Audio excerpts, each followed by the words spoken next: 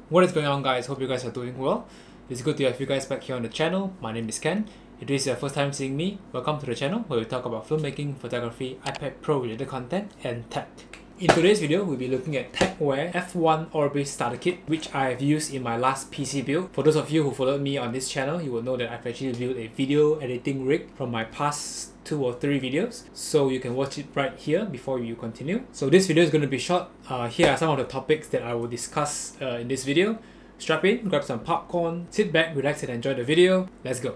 Starting with the unboxing and assembly of this starter kit, I actually assembled this during one of my first PC build way back then. I actually recorded the unboxing and assembly video, so I'll let the younger me actually explain it to you guys. Enjoy. What is up, guys? Welcome back. This part is totally unnecessary. Here I actually got myself some RGB case fan for the top part of the PC, so I'll unbox this right here with you guys and let's get on with the video. This is the Orbis F1 RGB starter kit.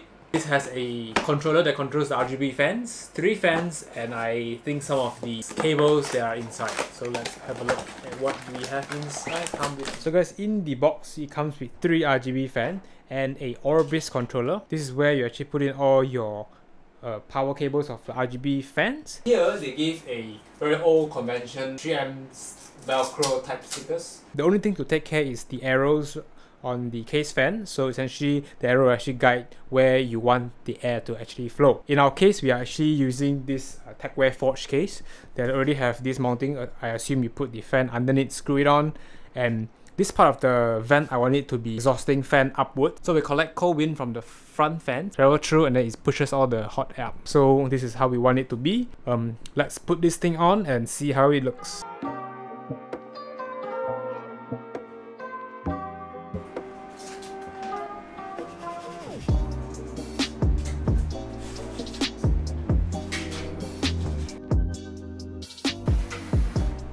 Just for the sake of confirming, or if all is well, this thing should turn on alive. Oh yeah! So that is all for the installation. I'll put everything back. Damn! Let's go, man. Welcome back. So next, I actually want to make this video a little bit more informative. We will dive right into the specs of the F1 Orbis starter kit. If you just want to see the RGB features, you can skip to this time. Else, you can stick around for the video. Let's dive right in. Also, I'll be using my iPad here to help illustrate things that I want to explain. The next screen that you see, I've actually taken the datasheet from Tecware's website. So let's get into explaining a little bit about some information that you need to know about the F1 controller. So part of me will be here, I think. I'll just explain using the iPad and a screen record. So starting from the Orbis F1 starter kit, right? We actually have some of these things that we will just briefly touch on. Component list out of the box, we actually have 3 Orbis F1 fans, a remote control, Orbis controller, power cables, that is a SATA power connector, 4 pin for PWM control, ARGB connectors for different motherboards, 12 fan screws, and a Velcro tape to actually mount your Orbis controller.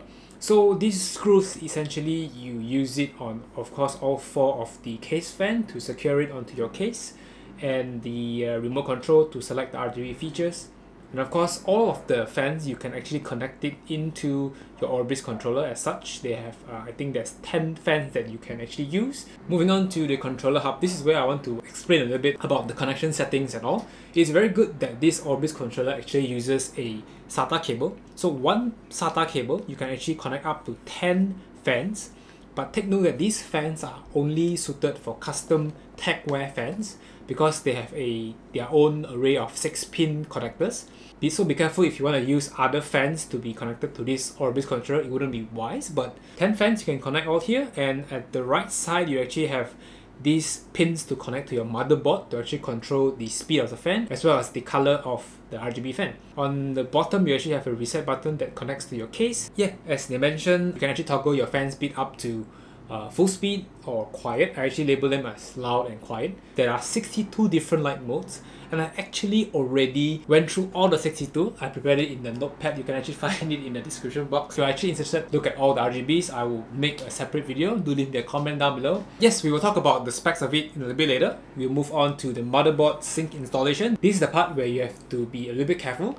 Depends on your motherboard. They actually prepared ASUS motherboards configuration, MSI, Asrock, and Gigabyte. So as my board, I'm using the Asrock, so I just followed as accordingly. I have only this addressable LED configuration. Yeah, that's about it for the motherboard. We will look at the remote control. The remote control, this is where I will explain a little bit on the RGB features and so on. Very standard, you have 5 Q segments that you can actually pick from. You have a LED to actually toggle the LED speed of the RGB, either pulsating or rotating and so forth. You have very easy RGB selections right here. You can actually lock your settings. You can go up and down of different LED modes. So you can even pause that particular scene that you want. Just say for example you are seeing a red and a blue. You can actually pause it and actually have it hold there. You can toggle the fan speed as mentioned earlier about being loud and actually quiet. And well, basic on-off switch is right here. You can have it to be on fan auto. I don't understand about this so much because whenever I press it, it just stops spinning. So after I turn it back on, then it's fine. You have a switch to actually choose to sync up with your motherboard's RGB lighting. The Asrock B450 Steel Legend comes with a RGB I/O shield.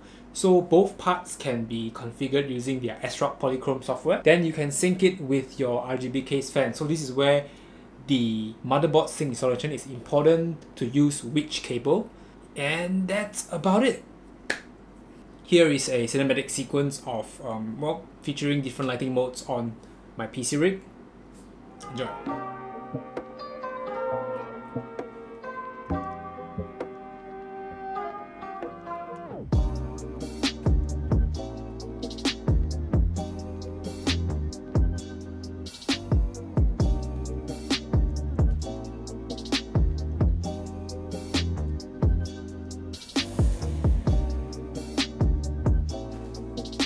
And that is all we have for you guys in this video. Hope you actually learned a couple of things from the video. If you have any questions at all, do leave me a comment down below. I'll be sure to get back to you guys about any questions related to the F1 Orbis controller. All in all, I think it's a really good controller for a case fan. You only need one SATA cable, which is super good in my opinion, because each case fan actually comes with like a 3-pin or a 4-pin or a Molex pin. Sometimes you have to plug in each case fan using power connectors, and sometimes you actually have to buy a cable converter. So this actually works very well with the Tecware case. So I actually got the Tecware case fan, which makes obvious sense to have it to work seamlessly. And I would actually recommend you guys to get it if you want some RGB goodness from using a Tecware case. So that is all for this video. Hope you guys like it. Hit the like button if you actually enjoyed the video. Subscribe if you haven't already. As always, I will see you guys very soon. Stay safe. Peace out. Bye bye. So let me show you the loud version of the fan.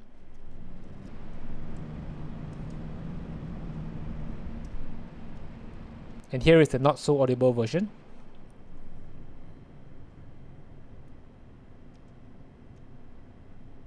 Bye bye.